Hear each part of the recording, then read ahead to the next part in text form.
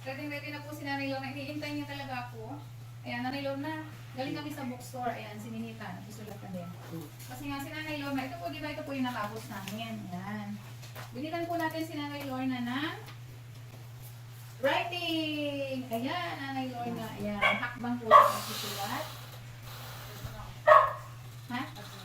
Ito po yung binili natin sa kanya. Bumili kami ni na may litumahan kami. Tapos, hindi po man siya makabasa talaga ngayon. Ito po yun. Bumili na rin tayo ng alpha. Ayan, binala din po natin siya ng alphabetong Pilipino para madala natin sa Davao. Wow!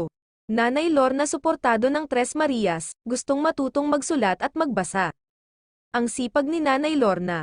Mga kababayan, nagbabalik muli ang inyong lingkod Elmas Vlog, ay bumabati ng isang mapagpalang araw at gabi, sa ang sulok ng mundo kayo naroon naway nasa mabuti kayong kalagayan. Lalo na sa tulad kong OFW na malayo sa pamilya, kung bago ka lang po sa aking YouTube channel, baka pwedeng makahingi ng like, subscribe, at click mo na rin ang notification bell para updated kayo sa susunod kong video. Mga kaibigan kababayan ko, maraming salamat po sa upload ng Tres Marias. Pinagpatuloy nga ang pagtuturo ni Teacher Nida kay Nanay Lorna. Bumili din si Teacher Nida ng mga learning books, katulad ng alphabetong Pilipino, at tracing booklet para magamit ni Nanay Lorna, at gustong-gusto ni Nanay Lorna matutong magsulat at magbasa. At mas lalong gustong-gusto naman ni Teacher Nida na turuan si Nanay Lorna, dahil madali nga itong turuan.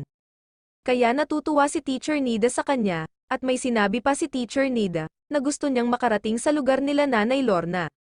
Para magturo ng kagaya ni Nanay Lorna na hindi marunong magsulat at magbasa. Pero sa layo at sa sobrang busy ni Teacher Nida, ay malabo pong mangyayari. Kaya dagdag pa ni Teacher Nida, sa mga anak, na wala gaanong ginagawa turuan nilang magsulat ang kanilang mga magulang. At sabi pa niya hindi pa huli ang lahat, kaya naman masabi natin napakabait ni Teacher Nida. At ang buong pamilya niya, kaya naman maraming biyaya ang dumarating sa kanilang pamilya. Mapanood ang full video sa YouTube channel ng Tres Marias. Support po natin mga kababayan at kaibigan, at sa inyong lingkod Elmas Vlog, please like and subscribe sa aking munting channel. Hanggang sa muli, maraming salamat. God bless us. Ha? Tapos ito din.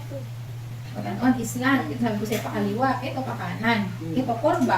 May nagtuturo sa kanya. O, tatlong Maria yan.